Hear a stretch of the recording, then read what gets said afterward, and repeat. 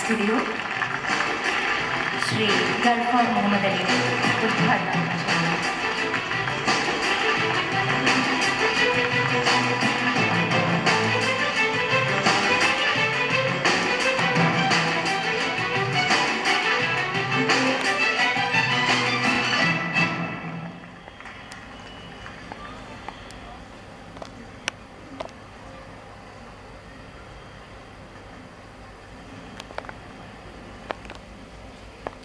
ബിസ്മില്ലാഹിർറഹ്മാനിർറഹീം.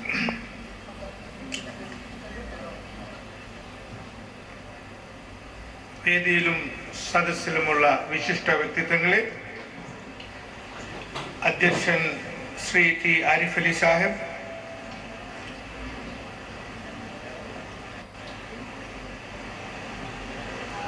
പ്രവാസികാര്യ മന്ത്രി Shri K C Joseph,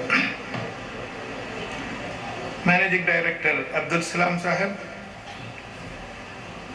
professor Siddique Hasan Sahib, മറ്റു ജനപ്രതിനിധികളെ, നല്ലവരായ നാട്ടുകാരെ, എൻ്റെ വിനീതമായ നമസ്കാരം. സർവശക്തനായ ജഗദീശ്വരൻ്റെ കരുണയും രക്ഷയും നമ്മളിൽ എപ്പോഴും ചൊരിയപ്പെടട്ടെ. ആമീൻ. നിറഞ്ഞ ആഹ്ലാദവും അതിരറ്റ പ്രതീക്ഷയും മുറ്റി നിൽക്കുന്ന ഈ മുഹൂർത്തത്തിൽ പങ്കുചേരാൻ കഴിഞ്ഞത് ദൈവിക നിയോഗമായി ഞാൻ കരുതുന്നു. മീഡിയ വണ്ണിന്റെ ശില്പികളോട് എൻ്റെ മനസ്സ് നിറഞ്ഞ നന്ദി രേഖപ്പെടുത്തട്ടെ. മീഡിയ വൺ ചാനലിന്റെ പ്രോഗ്രാം സ്റ്റുഡിയോ ദൈവനാമത്തിൽ ഉദ്ഘാടനം ചെയ്തതായി ഞാൻ പ്രഖ്യാപിക്കുന്നു. ഒരു പുതിയ ചാനലിന്റെ പിറവി കേരളത്തിലെ മാധ്യമ സംസ്കാര പരിസരത്ത് ഒരു പുതുമയായ വാർത്തയല്ല. 8ഓളം ബ്രോഡ്കാസ്റ്റിംഗ് ഹൗസുകളും 15ഓളം ചാനലുകളും സജീവമാക്കിയ കേരളത്തിലെ ദൃശ്യമാധ്യമ രംഗത്തേക്ക് കടന്നു വരികയാണ് മീഡിയ വൺ.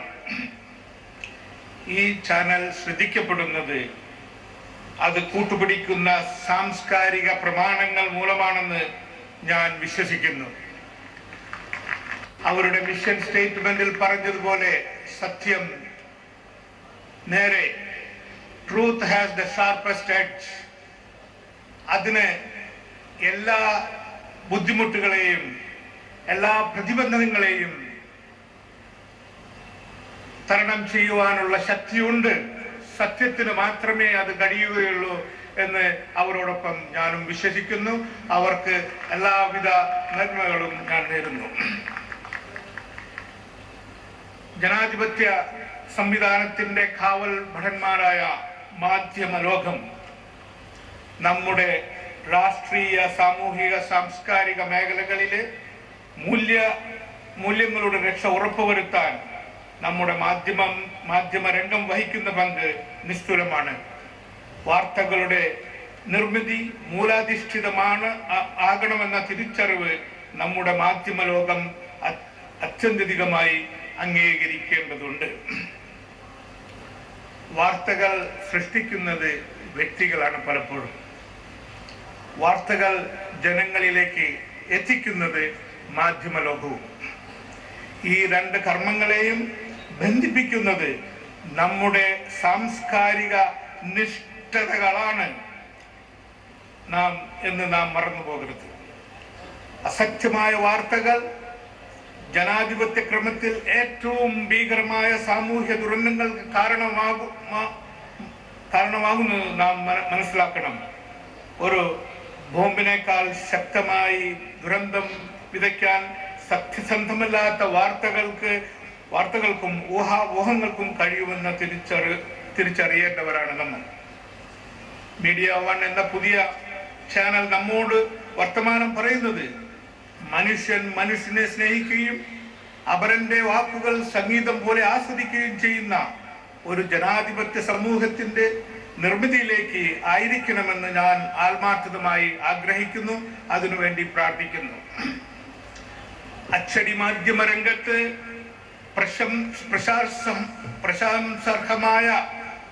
പ്രശംസാർഹമായ പ്രവർത്തനം കാഴ്ചവെച്ച മാധ്യമം ദിനപത്രത്തിന്റെ ഏറ്റവും പുതിയ ഉപഹാരം എന്ന നിലയ്ക്ക് മീഡിയ വൺ കൂടുതൽ പ്രതീക്ഷ ഉളവാക്കുന്നു.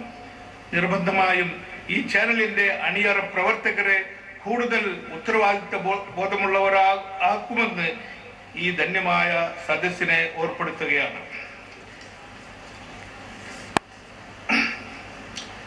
ഗൾഫിൽ താമസിക്കുന്ന പ്രവാസി ലോകങ്ങൾ ആദ്യമായി കാണുന്ന ഒരു ദിനപത്രമാണ് മാധ്യമം, ഗൾഫ് മാധ്യമം.